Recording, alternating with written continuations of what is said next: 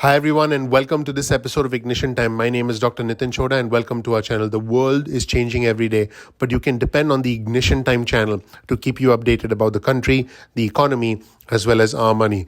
Let's start with a very interesting quote from Congressman Adam Kinzinger, who's a Republican from Illinois. And he calls other Republican lawmakers, I quote, fear-mongering. And he says when they are fear-mongering about Afghan refugees, because obviously we have a horrible humanitarian crisis in Afghanistan, he calls it non-American. He says to Republicans who continue to fear-monger about Afghanistan refugees, I quote, you are either evil at your heart yourself or you're a charlatan who's only interested in winning an election. Pretty mind-blowing comments from a Republican. Remember, this is the Republican who voted to impeach former President Trump, and he's standing up for what he thinks the Republican Party should represent. Let's roll the tape and hear from Congressman Adam Kinzinger, the Republican from Illinois. Let's watch. Most Republican members of Congress, for instance, I think when we talked about doing this Afghan Civ program, we had a vote on that recently, and only like 16 Republicans voted against it. But those 16 Republicans, holy cow, their face should be everywhere, and they should be asked why they did. But what you see is in the media echo chamber, this fear-mongering, right? They're coming to your neighborhood, these hordes of people that haven't been vetted.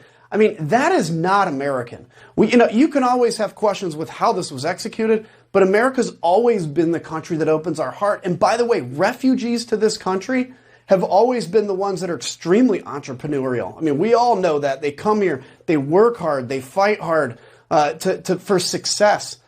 And so if anybody wants to go out and fearmonger and continue that darkness in your heart and speak in it so you can win an election, A, you're either evil at your heart yourself, or B, you're a charlatan who's only interested in winning re-election, and you truly can't say you care about the health of the American people if, you're out there doing stuff like that. And you can imagine Fox News will want to create as much trouble as possible about this. And Peter Doocy, the correspondent from Fox News, was speaking with the White House Press Secretary Jen Psaki, who just said to him, I quote, I'm just calling you out for saying that we are stranding Americans in Afghanistan, and we have been very clear that we are not doing that. Pretty incredible comments from the White House Press Secretary Jen Psaki. Let's roll the tape and watch. Let me know what you think. Let's check this out. Does the president have a sense that most of the criticism is not of leaving Afghanistan, it's the way that he has ordered it to happen by pulling the troops before getting these Americans who are now stranded?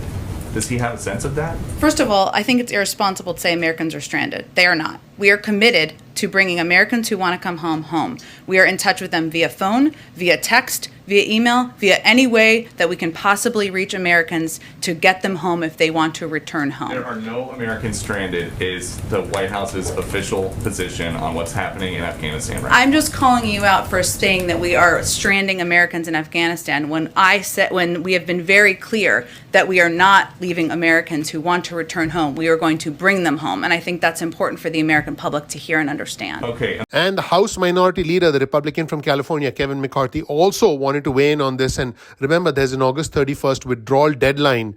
And he said this, I quote, we should stay until every single American is able to get out of Afghanistan. Let's roll the tape and watch. At no time should America ever bend or allow the Taliban to tell us when we have to stop bringing Americans out. We should stay until every single American is able to get out of Afghanistan. And we should use every recourse possible to make that happen. And we should not negotiate it. We should explain that this is what is going to happen, and anybody in our way to stop us from bringing an American out will be in danger. Now, folks, shifting gears to matters that are important back home.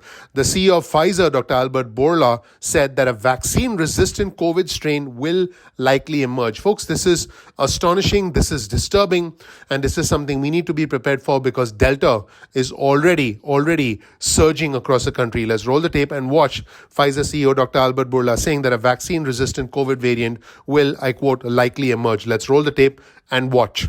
Every time that a variant appears in the world, our scientists are getting their hands around it. And they are researching to see if this variant can escape the protection of our vaccine. We haven't identified any yet, but we believe that it is likely that one day one of them will emerge. And we have built a process that within 95 days from the day that we identify a variant as a variant of concern, we will be able to have a vaccine tailor-made against this variant. Now, folks, as this is happening, one of the prominent Republican senators, Senator Lindsey Graham from South Carolina, just got COVID. And he said, I quote, "I was pretty much flat on my back, but I'm up and moving around now because I think the vaccine lessens the blow. And if you haven't been vaccinated yet, please do." Let's roll the tape and hear from Senator Lindsey Graham, the Republican from South Carolina. Let's watch. I'm convinced if I did not have the vaccine, the outcome would have been a lot worse. A couple of days I was pretty much flat on my back, but I'm up and moving around now because I think the vaccine lessens the blow. And if you haven't been vaccinated yet, please do. It will be good for you, it will be good for your family, it will be good for the community. And while all this is happening, folks, let's hear from Julian Castro, who is a Democrat who's actually the mayor of San Antonio, and he's an NBC and MSNBC political analyst. And let's also hear from Joaquin Castro, who's a Texas congressman. And here is what they said. Here's a quote from Julian Castro. Texas Governor Greg Abbott gets VIP treatment with the third shot with Regeneron treatment that everyday Texans would not have access to. It must be nice. Now, keep in mind that Texas Governor Greg Abbott was diagnosed with COVID. And Joaquin Castro says this: he's treating the people of Texas like punks, helping spread disinformation, not allowing schools to protect kids. Wow, pretty incredible comments. Let's check out what they said. Let's roll the tape and watch. Well, unfortunately, your Governor Abbott is turning Texas into the capital of COVID misery. And everybody wishes him well, hopes he gets better. But as President Biden said, either lead or get out of the way.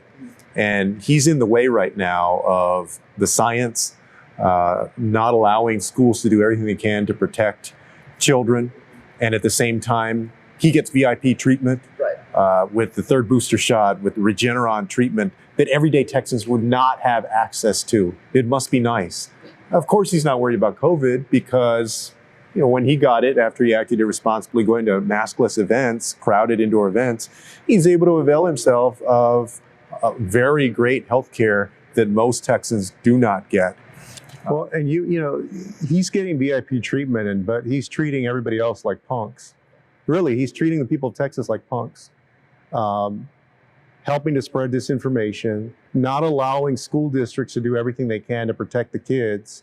And I've gotten so many calls and emails from folks, parents who are nervous about the start of the school year, sending their kids to school.